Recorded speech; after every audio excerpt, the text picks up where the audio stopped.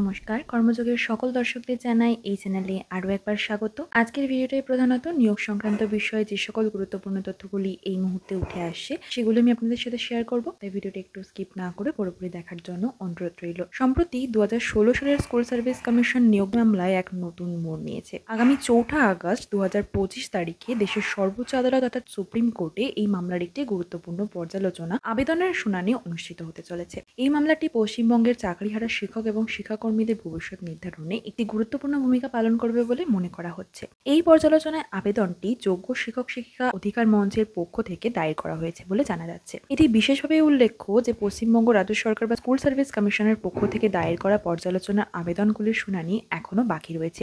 যোগ্য শিক্ষক শিক্ষিকা অধিকার মঞ্চের এই আবেদনটি সরাসরি সুপ্রিম কোর্টের সেই চূড়ান্ত রায়কে চ্যালেঞ্জ করে যা এই বছরের 3রা এপ্রিল 2025 তারিখে ঘোষিত হয়েছিল। সেই রায়ে 2016 সালের সম্পূর্ণ নিয়োগ প্রক্রিয়া বাতিল করে দেওয়া হয়েছিল, যার ফলে প্রায় 26,000 শিক্ষক শিক্ষিকা এবং শিক্ষাকর্মীর চাকরি চলে গিয়েছে। এই মঞ্চের মূল উদ্দেশ্য সেই সমস্ত যোগ্য শিক্ষকদের সম্মান পুনরুদ্ধার করা যাদের বিরুদ্ধে কোনো অভিযোগ নেই এবং যারা স্বচ্ছভাবে চাকরি পেয়েছিলেন। তাদের আবেদন সুপ্রিম কোর্ট যেন তাদের পূর্ব রায় পুনর্বিবেচনা করেন এবং যোগ্য এবং অযোগ্য প্রার্থীদের আলাদাভাবে বিবেচনা করার জন্য নির্দেশ দিতে পারেন। এর ফলে যারা সৎভাবে চাকরি পেয়েছেন তাদের চাকরি ফিরে পাওয়ার একটি সম্ভাবনা তৈরি হয়েছে। তবে যদি আদালত এই আবেদনটি খারিজ করে দেন তবে 23 এপ্রিলের রায়ই বহাল থাকবে এবং সমস্ত চাকরি বাতিল বলে গণ্য হবে। সেক্ষেত্রে রাজ্য সরকারকে নতুন করে নিয়োগ প্রক্রিয়া শুরু করতে হবে, যা একটি সময় সাপেক্ষ এবং জটিল প্রক্রিয়া। অপরদিকে কলকাতা হাইকোর্টে 32,000 প্রাথমিক শিক্ষকের নিয়োগ মামলা শুনানি অব্যাহত রয়েছে। মাননীয় বিচারপতি তপব্রত চক্রবর্তী এবং বিচারপতি ঋতব্রত কুমার মিত্রের ডিভিশন বেঞ্চে এই মামলার শুনানি অনুষ্ঠিত হয়েছে। মামলার 10ম দিনে আবেদনকারীদের আইনজীবী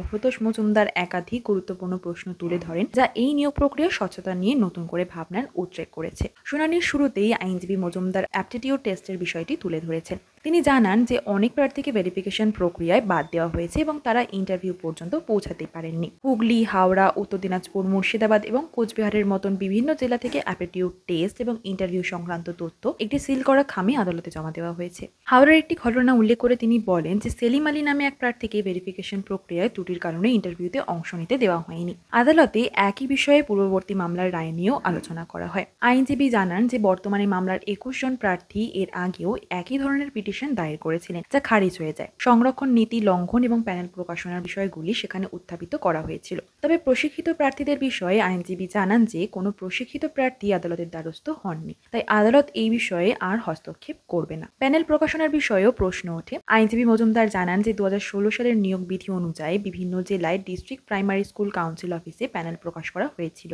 ডিপিএসসি চেয়ারম্যানদের দায়িত্ব ছিল নিজ নিজ অফিসে প্যানেল প্রকাশ করা। তবে আদালত এই প্রক্রিয়াটি একটি ভুয়ো প্রক্রিয়া বলে অভিহিত করেন এবং স্বচ্ছতা নিয়ে সন্দেহ প্রকাশ করেন। শিক্ষকদের পক্ষে এটি একটি গুরুত্বপূর্ণ পয়েন্ট হিসাবে উঠে আসে। এই মামলা শুনানি এর পরেও চলবে এবং আশা করা হচ্ছে যে এই নিয়োগ প্রক্রিয়ার জট খুলতে আদালত একটি গুরুত্বপূর্ণ ভূমিকা পালন করবে। আজ এতটাই রইল। আগামী দিনে এমন সমস্ত গুরুত্বপূর্ণ এবং পজিটিভ আপডেটগুলি সবার আগে পেতে এই চ্যানেলটিকে সাবস্ক্রাইব করে পাশে থাকা বেল আইকনটা প্রেস করে দেবেন। ভালো লাগলে ভিডিওটিকে অবশ্যই একটি লাইক করবেন। ফিরে আসবো এমনই সমস্ত গুরুত্বপূর্ণ তথ্যগুলি আপনাদের জন্য সবার আগে নিয়ে। ততদিন ভালো থাকবেন, সুস্থ থাকবেন এবং দেখতে থাকবেন আপনাদের সবার প্রিয় ইউটিউব চ্যানেল কর্মযোগ।